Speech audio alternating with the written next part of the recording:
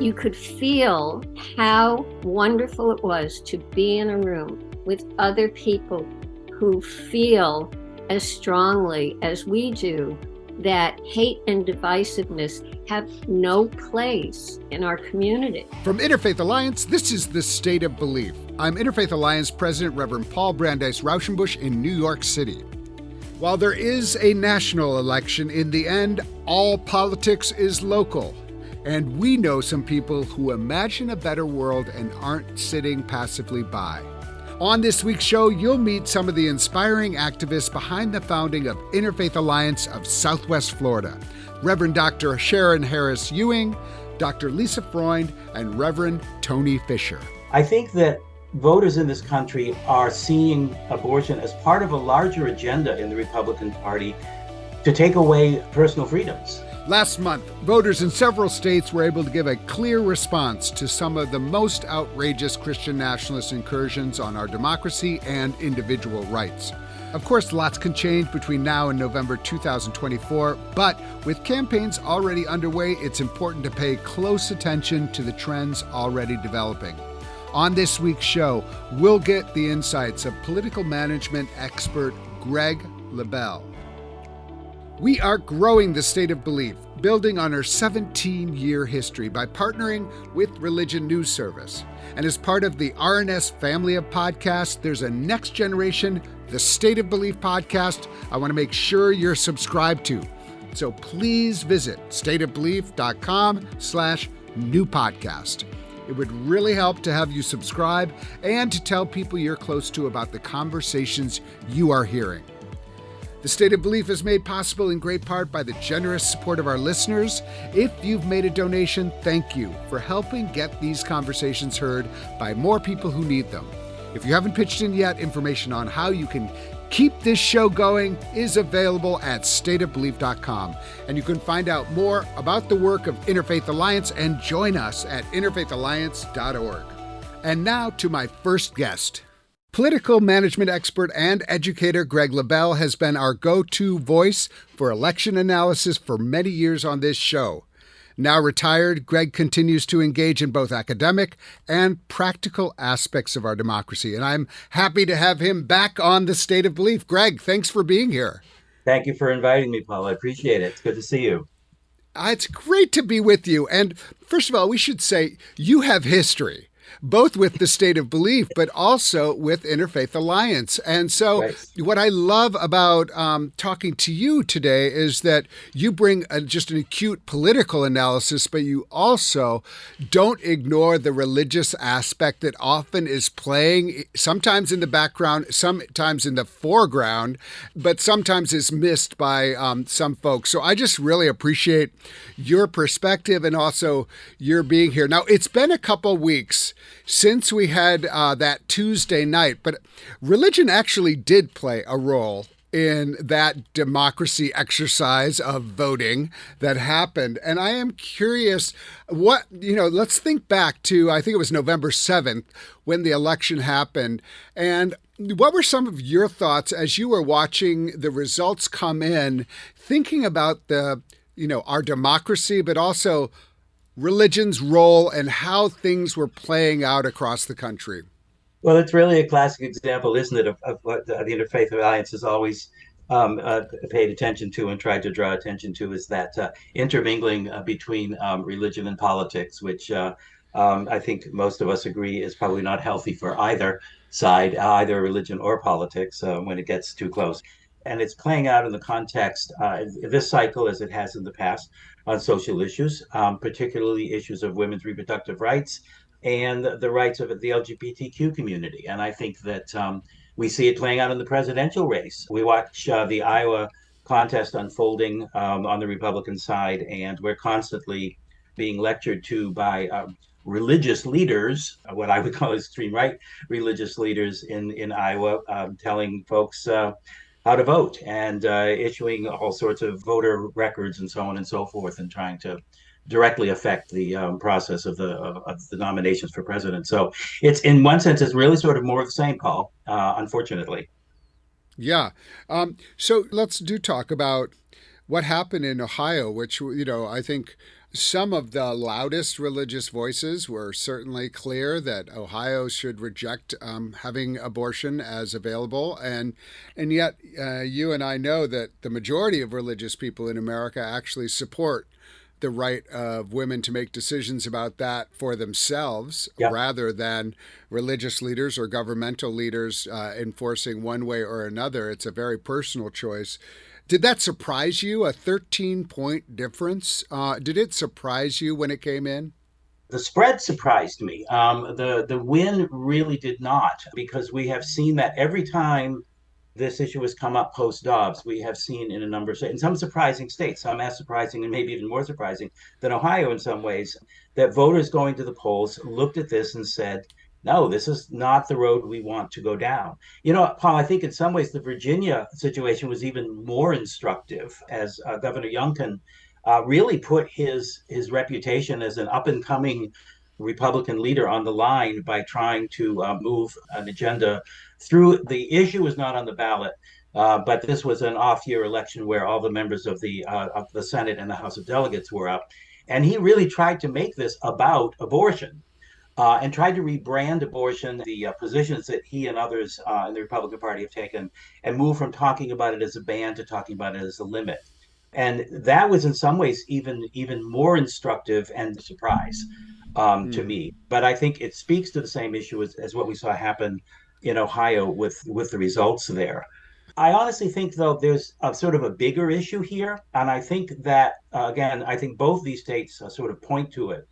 I think that voters in this country are seeing abortion as part of a larger agenda in the Republican Party to take away personal freedoms. We see them taking on the issue of books in libraries. We see them taking on the issues of LGBTQ, especially transgender members of our society. So I think voters are beginning to see this, and frankly, I sort of hope they are, as a larger issue of which abortion is a part. And that, I think, may be one of the reasons that there seems to be so much power and strength behind this movement. People are uncomfortable with the direction they see the Republican Party going in. Well, I was just in Florida, in Collier County, and when I was there, literally, I looked down at the headline, and it said 400 books had been taken off shelves. And these are books, many of which you know and you read growing up. And some of them are new. And they say, oh, do you want your kids reading about sex? They try to put it in pornography. And, we did a wonderful book ban event on the Capitol. And it's like they are trying to conflate things. Age-appropriate things. There is not pornography in elementary school. They may be pointing to the fact that some of their classmates may have two moms or two dads, and that should be definitely okay. I mean, I certainly want that for my family, for other kids. So I think what's interesting is that trans was also on the ballot in Virginia. There was a lot of scare tactics. There was a lot of effort to demonize trans people and make people scared. And I'm very gratified by the fact that at least in that case, it did not win. Unfortunately, across the country, anti-trans bills have been successful in too many cases. But I actually think that it's an important messaging question.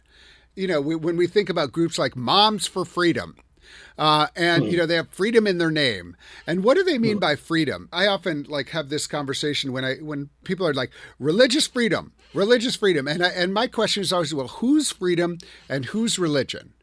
Let's ask the next question.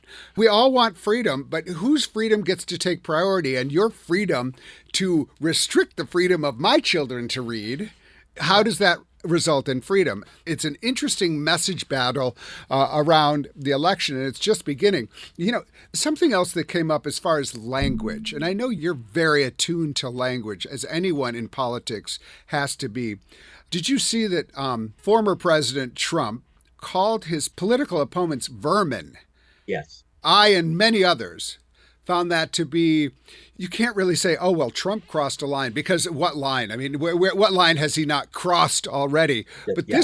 in this moment, when we're experiencing such the rising anti-Semitism, rising anti-Muslim hate, so much tension in our society, and then to go out there with my opponents are vermin, which is anyone who lives in New York City like I am. Vermin is what we delegate to rats and cockroaches and things like that.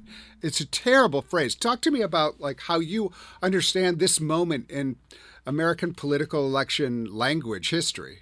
I actually made a note about the vermin remark. It was up in my home state of New Hampshire, up in Claremont, that he made that statement. And I think historically, we have to keep in mind that vermin is a specific term that both Mussolini and Hitler used in creating that otherization in both their societies, which denied certain segments of their population their humanity. So it is a word that's more loaded than I think we realized at first, until some people sort of dug back and looked at sort of the history of the word. I'll tell you, Paul, there was another phrase that came out of that weekend where he talked about immigrants from Central and South America poisoning the bloodline of America. Now, there's another one. There's another phrase that harkens to the 1930s in Germany. This is the scary part about this guy. There are no lines. There are no lines over which he will not go. There's no bottom, as they say. This idea of poisoning bloodline. Good Lord. I mean, what in the world? It's terrifying. And it's also like the other thing it points to is this kind of through line of great replacement theory that he's tapping into, which is like a very pernicious, terrible strain in American history where anybody who's not a white Protestant is suspect of replacing the whiteness and the Protestantness of our country and making it somehow less than. And so, this the great replacement theory is what you just said is very much connected to that, because it's a talk about immigration. And if you look at what happened in the shooting in the Tree of Life in Pittsburgh, the guy directly references the Great Replacement. Same with Christchurch in New Zealand. Same in a Buffalo shooting. This leads to violence. Yeah, I do think it's a terrifying thing, and we need to be really ready to call it out. And that's something certainly that I feel very strongly about it. Interfaith Alliance is calling this stuff out because it has all kinds of implications for the vision for the country that various politicians have, which we have to be clear is very different. Yeah, and Paul, your point about messaging is a good one, and I think that Republican and Democratic parties have two different issues with messaging, and that one of the things that we heard, and I think particularly Governor Youngkin, after losing control of the House of Delegates, said, "Oh, we've got to do a better job at messaging." I would argue that there's an opportunity for Democrats to develop a message, and I think they have begun to do that. I think for Republicans, it's a deeper problem. It's not about messaging. It's about the policy. The old phrase, you're putting lipstick on a pig. The American people are not accepting this playing with words. They're not accepting this. They can see through it. One of the other issues that we've been talking about since the elections is we're finding that there is this issue with women's reproductive health. And again, I would argue with other issues that is moving people in the direction we want to see them going from a policy perspective, but it doesn't seem to be spilling over to Biden as the likely Democratic nominee in 24. And so what do we do about that? And I sort of look back because I had this memory in my head about Biden talking about freedom and using that term. And so I went back and looked at actually it's the video. It's the video when he announced his candidacy. And if I may, let me just read some of this to you, because I think this may be something that we need to watch. Biden said extremists are lining up to take on bedrock freedoms, cutting Social Security that you've paid your entire life, cutting taxes from the very wealthy, dictating what healthcare decisions women can make, banning books and telling people who they can love and who they cannot love, and making it more difficult to vote. And I read that and I thought, this is when I used to teach this stuff. This is what we call the umbrella concept of messaging, where you find some sort of overriding theme under which you can place these things that do fit together. And I think this freedom message that the campaign has sort of latched onto and hopefully will continue to latch onto helps to make that point. This is a very broad issue. Whatever we think, this is a broader issue than just the question of abortion. Abortion is an absolutely crucial, important aspect of this, but it's much more than this. And if the Biden administration, I think, continues to take that approach, I think then the messaging aspect of this for the Biden reelect and for the House and Senate and so on and so forth becomes a much more a successful effort. Republicans had a different problem. It's not about messaging for them. It's about the policy. People don't like it. Yeah, yeah. It's hard to have policies that people don't like and win. One of the things that I've just been talking to so many people about, including my father, who just passed away at 95, and he, I'd been talking to him over the years. And I was like, do you remember a time when democracy itself felt as imperiled as it does right now? And he said, we've been through some very difficult times in my 95 years. He likes to say, I came into this world in the latter part of the Coolidge presidency. But he said he never has felt like he felt now. And I think that that's something we should take seriously. Of course, we can look to the Civil War and other times, but democracy, certainly in my lifetime, never felt as precarious as it does right now. How do you see that as someone who has worked their whole life in the political realm and also with an eye towards religion? How would you grade the health of our democracy right now? I would grade it as degraded, seriously degraded. You and I remember the Nixon years and the Watergate crisis and so on and so forth. But what we saw then, and let's just use Watergate as an example, because I think there are some important distinctions here. Republicans recognized at some point along the way, a very late point, but along the way, that the Nixon presidency was no longer viable.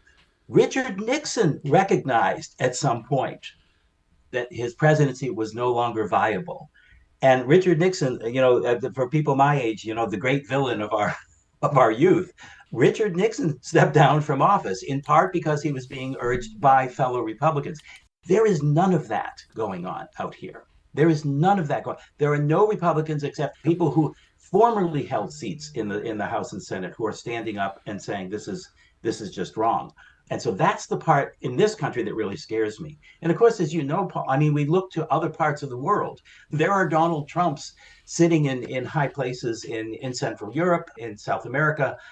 Maybe what keeps me awake more than anything is that there are other Donald Trumps out there. And this may be a bigger issue than even what's going on here. There seems to be a global movement in that direction, and that frightens me. I'm not an expert in international relations, but it frightens me. Yeah, absolutely. One of the things, of course, that is really presenting a challenge for our country is what's happening in the Middle East. And I don't need you to opine on necessarily what's going on there, but I do think it's important for us to really talk about what's happening here. Before that war started, there was a spike in anti-Semitism and anti-Muslim hate to levels we hadn't seen since 2001. That was before. Now it's absolutely out of control, and it's actually leading to fatalities. And I just wonder, what do you think, how this plays into our politic? I'll say from my standpoint, this is the most difficult time I've ever had in my 25 years of interfaith relations. It's very, very difficult. And it is not made easier by politicians who, some, not all, but some who seem to be leveraging it for their political gain. And I think that we are seeing that, but I'm just curious how you're understanding this and seeing this as far as what's happening in this country. I think, Paul, that's exactly the issue. I think it is the leveraging of tragedy that we see among political leaders, some political leaders in this country and around the world, but certainly in this country. One of the things that I don't remember who wrote it, but at some point after this attack in Israel and the subsequent incursions into Gaza, someone said, my heart can be broken for two groups of people at the same time. And there's a lot of wisdom in that. And I think there is a great reluctance on the part of a number of people to accept that premise.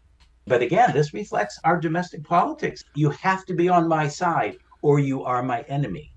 And that's a dangerous place to be. And that seems to be how we view a lot of people in this country view the issues that are facing us both domestically and internationally.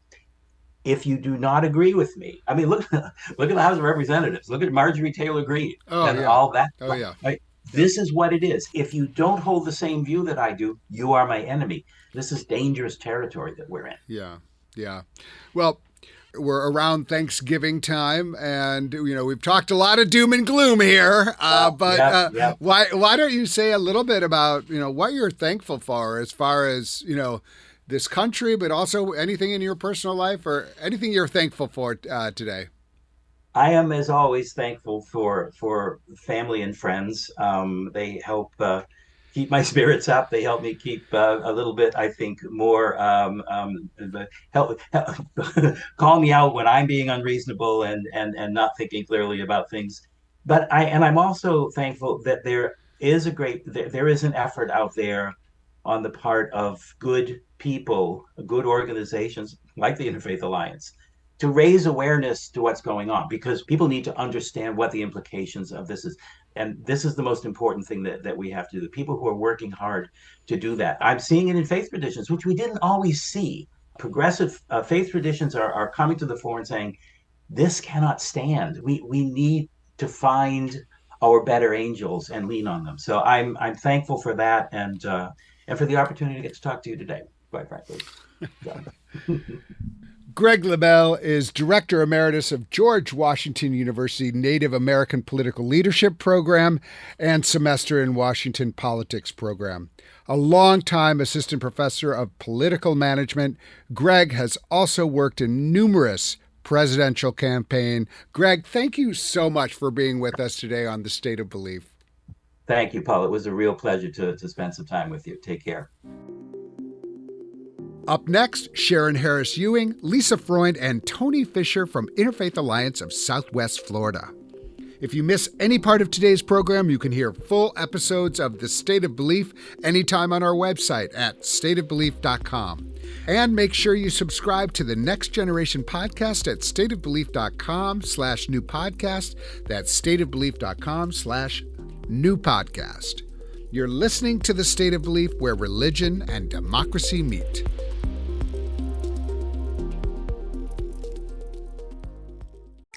I'm Roxy Stone. And I'm Caitlin Beatty. Saved by the City is a podcast from two Christian women cracking the code of faith from the mean streets of New York City. Our podcast captures what happens when purity culture meets hookup culture, when distraction steals from devotion, and when the diversity of viewpoints and lifestyles clash against assumptions. Gotham can be a weird place for Christian women, but we're out there, and we have stories to tell. Saved by the City, wherever you get your podcasts.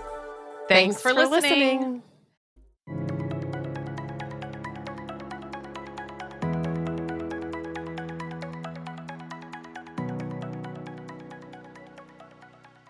There are enormous challenges to our democracy and to religious freedom right now.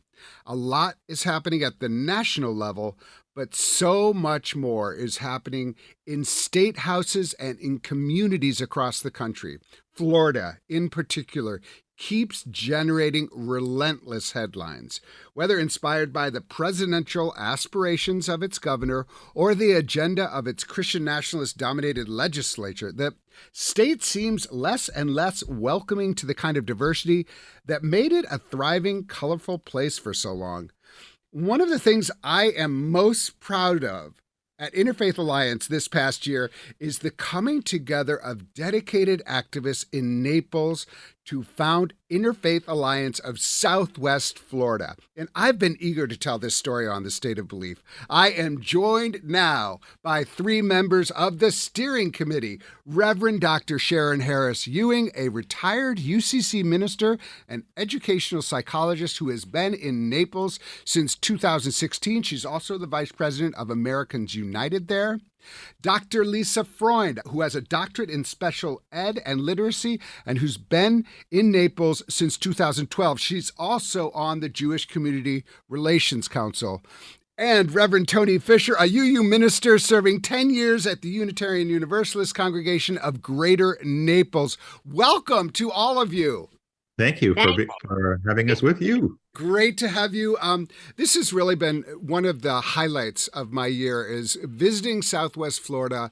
And first of all, like just learning about what was happening in Southwest Florida and Colliers County. I think the way it first happened was through the League of Women Voters. We had a gathering, and I was talking about Christian nationalism and the way religion can be a positive have a positive function in a community. And I think all of you were kind of like, you know what? Would you come down and talk to us in Southwest Florida? And we have had so many good gatherings down there. But what it opened my eyes to is a community that is thriving in some ways and yet is kind of feeling a pressure of a kind of Christian nationalist agenda that is making it less hospitable. Lisa, why don't you talk a little bit about what it feels like to be in Collier County right now in Southwest Florida, and kind of what you've been sensing that makes you want to be part of an interfaith movement that is trying to offer another way? Well, I describe Collier County as our part of Collier County is a blue dot in the Red Sea. And we're trying to part the Red Sea, but it's really kind of difficult. I have been trying to pull together coalitions across issues, across party lines for years, because the two-party system really does not work in Collier County anymore. There's too much of an imbalance. And Sharon, you've been here for the last 7 years. Have you seen a shift in the way Collier County feels in those years? It was basically you came down in the beginning of the Trump presidency. Yes, I came down actually in the summer before he was elected and was part of working to have him not get elected. But I would say that I've experienced a great deal of change, and there are some people who've written good analysis of what's happened.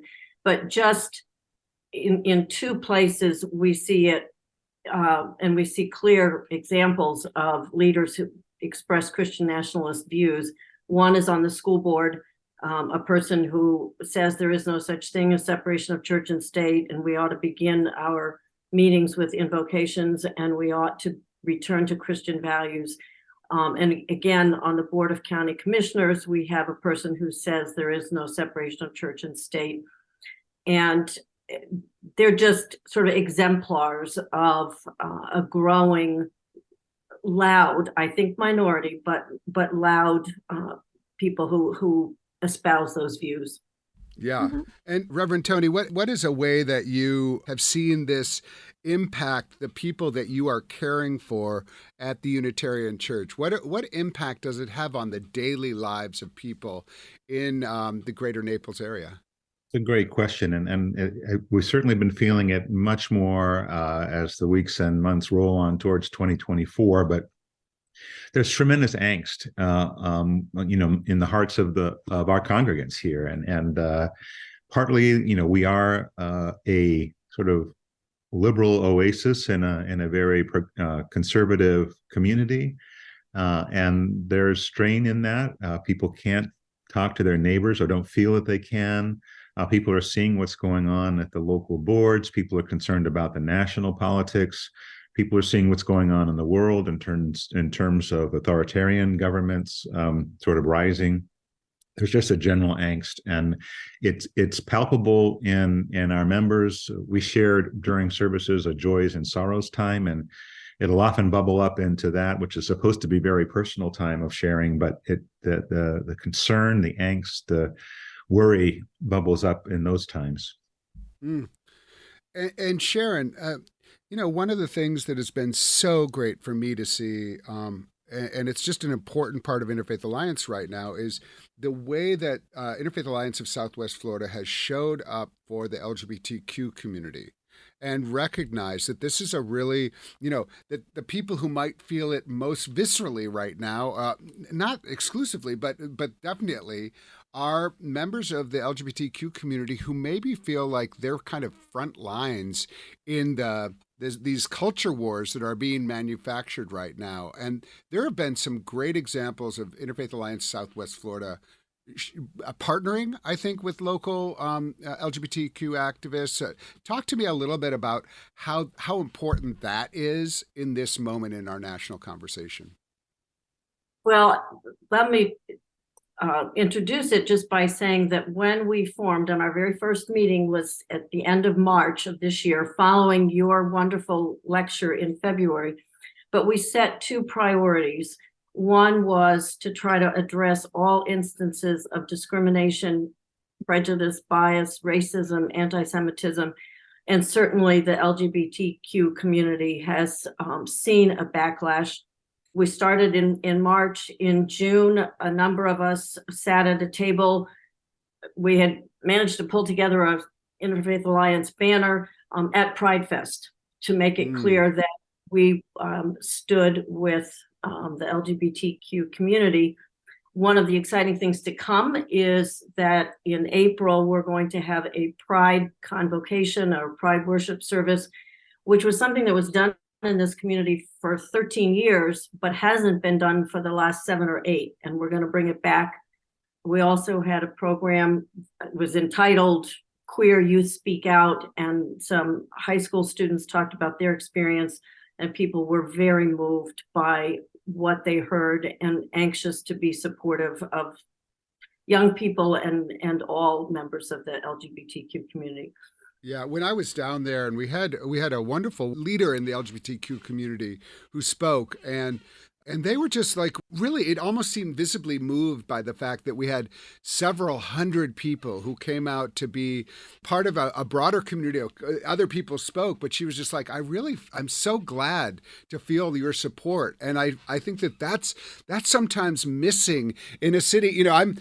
When I go to Naples, I'm like, oh my God, everybody's in car here. I try to walk somewhere and they're like, oh my God, what is he doing walking? It's a very, it can feel like a very isolated pockets. And I think to come into a room where you feel supported. And so I just think it's so important because one of the things we keep, when we're on the Hill, when we're in Capitol Hill, we go into, Congress representatives' offices and we say, just to remind you that most religious people support LGBTQ people.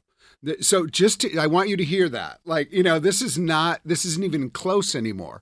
And yet there is a loud group that says our religious freedom allows us to be discrimination instead of celebration. It just drives me crazy, but it's so important, that aspect of the work, which is basically that religious people from all different backgrounds showing up and saying, we love you and we want you to thrive too. I just think it's a really important aspect of it. Lisa, you're involved in the Jewish community as well as Interfaith Alliance Southwest Florida. And one of the things that has been very, surprising to me, frankly, but I guess it shouldn't be surprising, is the amount of anti-Semitism that is happening in Southwest Florida. And even at a school board, we had someone a rabbi who was, intimidated, and we had all sorts of things. Can you talk a little bit about how the Jewish community is feeling right now in the rise of this kind of, white Christian nationalism? Well, it's interesting because Rabbi Miller, you're actually talking about the rabbi who spoke on our panel. And yes, he had covered the fact that anti-Semitism, as he said, has always existed kind of, under the radar in our county. But we've both seen an incredible increase in the past, probably past year or two. There are churches that have a very strong connection to the Jewish community, and then there are those that don't.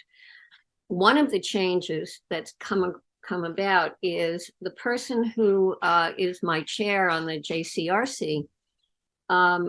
He's thrilled that we, Interfaith Alliance of Southwest Florida, have their backs, because the Jewish community is very used to defending itself against attacks.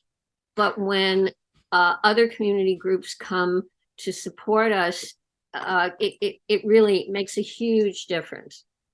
What's going on in Naples, it's not party based. The movement toward hope and against divisiveness and all, it's not being generated by a political party. It's coming from the fact that we talk to each other. So you mentioned Corey Cratchit, who is the head of Naples Pride. She is a good friend of mine, but also we work in tandem.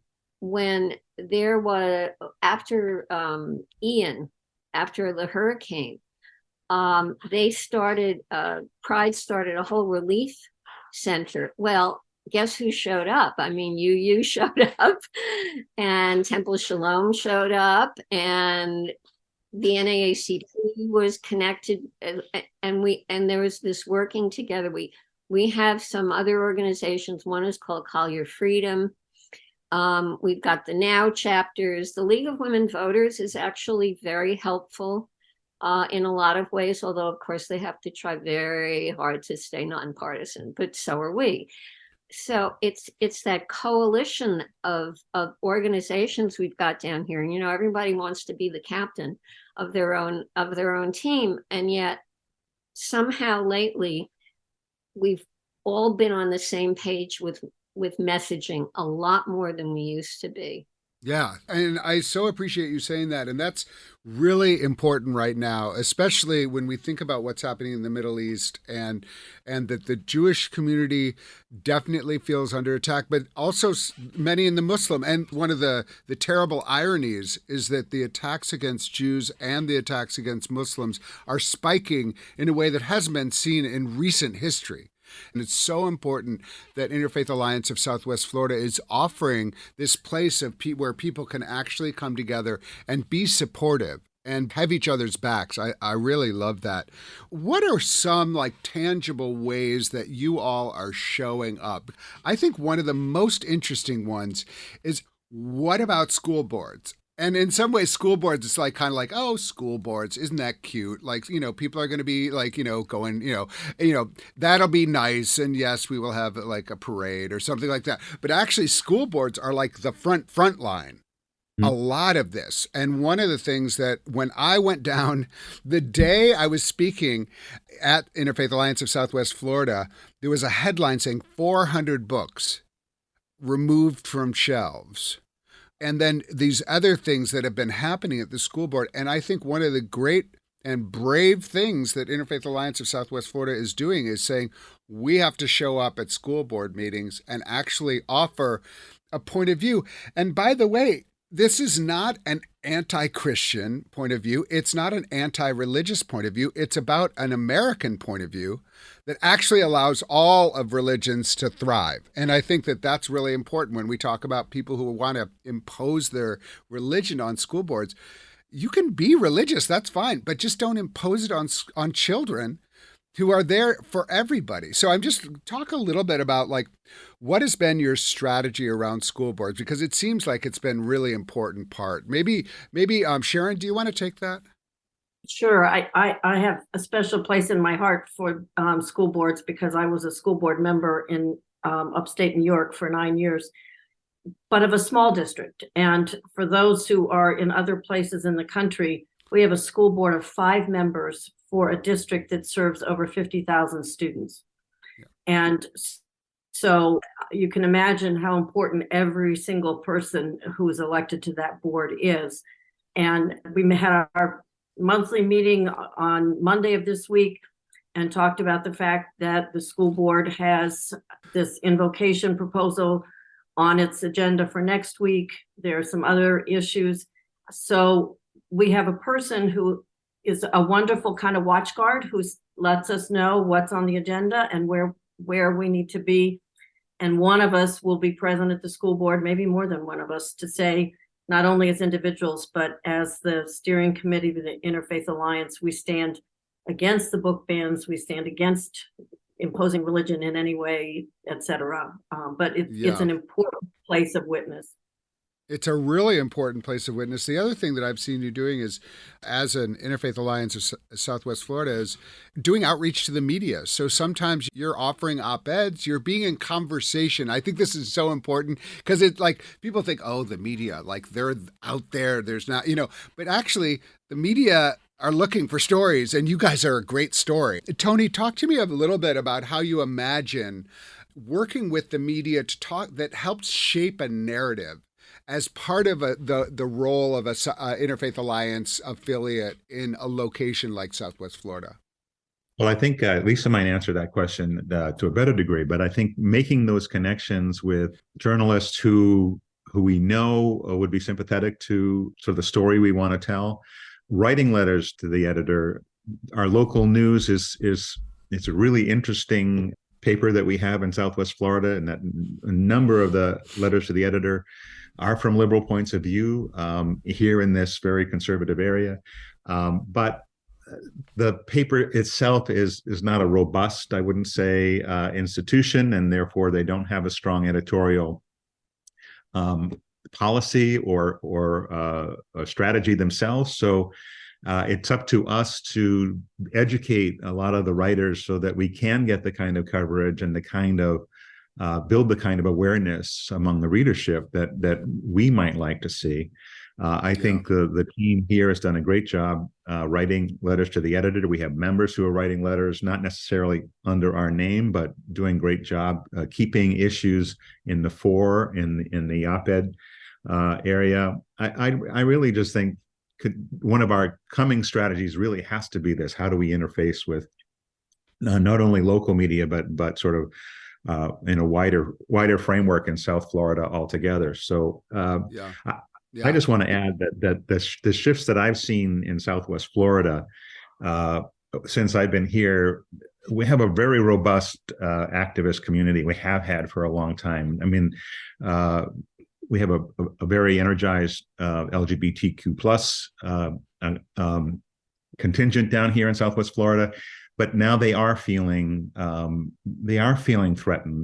They've had wonderful Pride festivals every year for a number of years, and now they're going to be struggling to get permission through the city council in order to hold that event. We've had in the past numerous marches, and now it's a struggle to get permission and permits to do the marches. And people don't come out because they have some concern about safety. So it's not just the political situation, which is in some ways has shifted significantly to the right, but there's this sort of underlying threat that people are aware of. This is an area of that supported buses going up to January 6th in Washington D.C. a few years ago. So there's just an underlying discomfort in the way things are, and people are feeling a bit anxious about what's happening. Violence is a real threat, and we've talked about that on this show, and that there is a contingent out there that is vocal about the need for violence in this moment, and they tend to be overwhelmingly on the right. And it is extremely disturbing. And so when people are feeling intimidated, it's because that's a strategy. It's in some ways called terrorism because it's using fear in order to get your way. And that the government is shutting down the ability of free speech and free expression feels very again anti-American and against the ideals of the country, and it's extremely disturbing. Lisa, why don't you also talk about media, because I really, as a media guy myself, I'm passionate about this. What is your thought about the way to shape narrative in Southwest Florida and how that might be an inspiration for others listening? Well, I'm the chair of our communications committee, and we've worked on a number of things. One thing I want to say about the newspapers down here is the reporters keep changing. They're very young. It's a small market, and they get other opportunities and they leave. But I have whoever is currently reporting for the Naples Daily News, I have on speed dial. Because Great. Yeah. and connect with them through Twitter, connect with them through LinkedIn. And then when a new person comes on, we're right in contact with them too. There are online news sources around here. We have some connections to TV reporting. We almost got a reporter from the local NBC station, a team, to our event last week, November 9th, but they had grabbed another story. We're also in touch with a woman who is a reporter for the Gannett papers in Southwest Florida. She is the social action reporter, and she is planning on writing an article about Interfaith Alliance of Southwest Florida. So this is all important. We also have somewhat of a social media presence. I'm managing a Facebook group, and we've got our website, but we have more work to do in that regard. Well, as long as we're there, why don't you tell people how to find you? Like, what is the website and what is your social media so that everybody can follow you? Even if they're not in Southwest Florida, they can follow you and learn more about what you're doing as an inspiration about what you, our listeners, can do in your hometown. So what are the website URL and some of the social media handles? Okay, the URL is interfaithalliance.org/SWFL. The email address is important. It's swflinterfaith@gmail.com.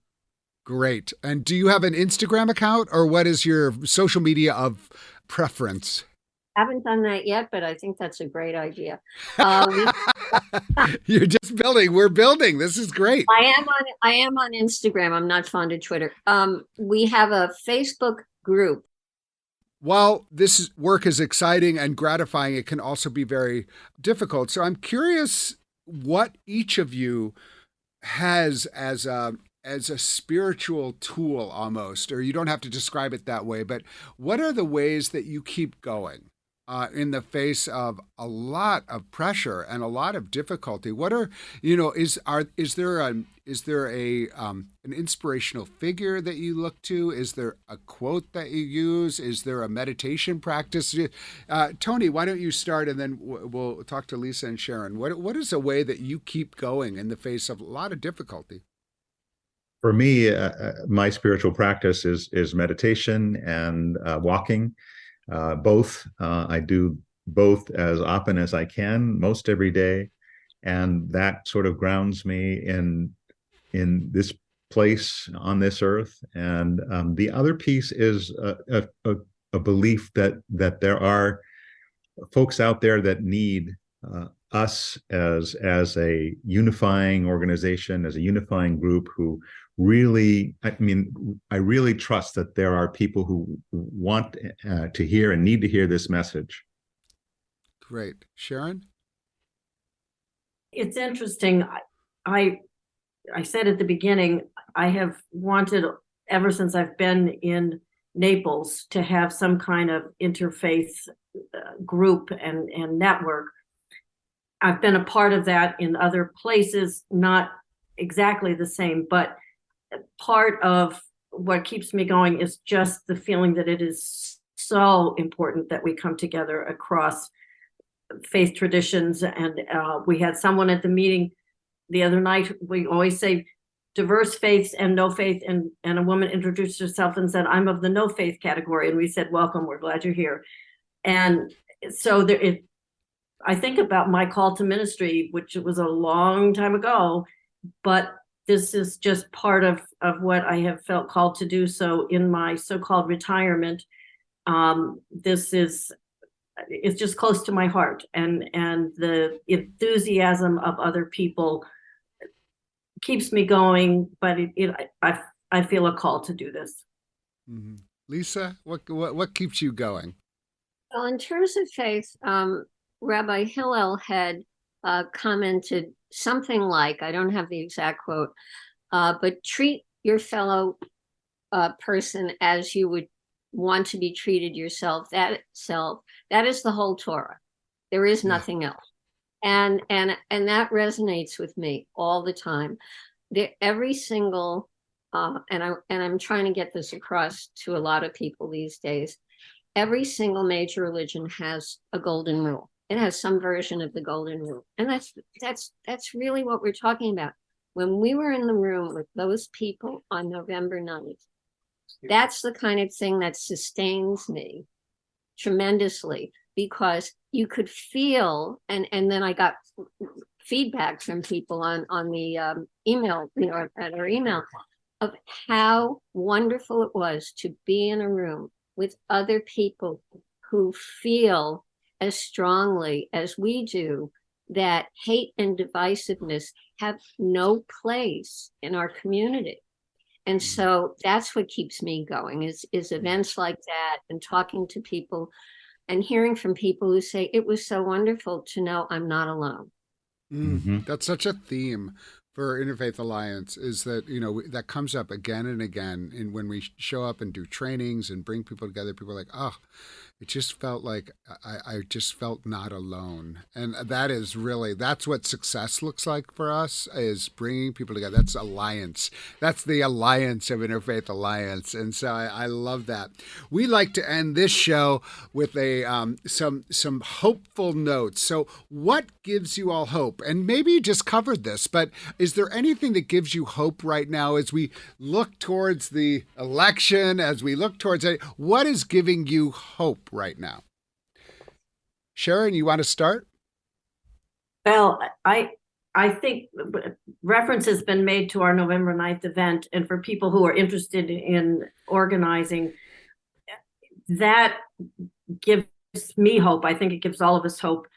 More than 200 people came, and I think it was a wonderful combination of your presentation, Paul, and we that's a gift that you were able to be with us, and then local leaders talking about what Christian nationalism looks like in terms of anti-Semitism and racism and backlash against LGBTQ community, and also the school board. But we have heard so many people say they felt the positive energy in the room. And the question now is, what do we do with that energy? How do we build on it, and what strategies do we use? But so many people felt so hopeful and energized by that event, and that gives me a great deal of hope.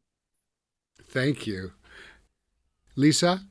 Yeah, what gives me hope is when I go to a school board meeting and there are other people there speaking up and feeling, saying the very same things that I am, that yes, the school board did need to follow the law and remove books from the shelves, but you guys have been a little bit overzealous. Why is that? Why have you done it this way? Being able to have other people in the room, because I had gone to school board meetings in the past where I was literally the only one speaking out against whatever manifestation of Christian nationalism there was, and anything anti-education. And this is giving me hope. And what's happening is that the school board is responding. This is a very, very Christian nationalist focused ideological board. 3 of the people on the board follow that ideology, and yet the decisions they're making seem to be more modulated, and this gives me tremendous hope. That's wonderful. Tony? What gives me hope is when I stand back at the end of some of our events and watch what's going on in the room after the event, and the people who are continuing to have conversations, people of different backgrounds and different colors, and just making connections, and all of a sudden feeling like there's people they can talk to and people that they can work with. And we're stimulating those conversations. We don't have to do all this alone. We just need to be here and be present to help stimulate further conversations, and other folks can take some of that lead as well. So I see us as sort of as an important momentum builder, and well, of course, presence. But I just see the energy that's being created in what we're doing, and see that it's so necessary and valuable to providing a progressive point of view in a time when it's not easy to talk about those things. I love it. I think that this is so great. This is about people coming together, and literally coming together can be a hope multiplier. I mean, this is just such good work. Thank you. Thank you so much to Dr. Lisa Freund. Thank you so much to Reverend Dr. Sharon Harris Ewing. And thank you to Reverend Tony Fisher for all the work you're doing in Southwest Florida and for joining us today on The State of Belief. It was just great to talk to you. Thank you for the opportunity.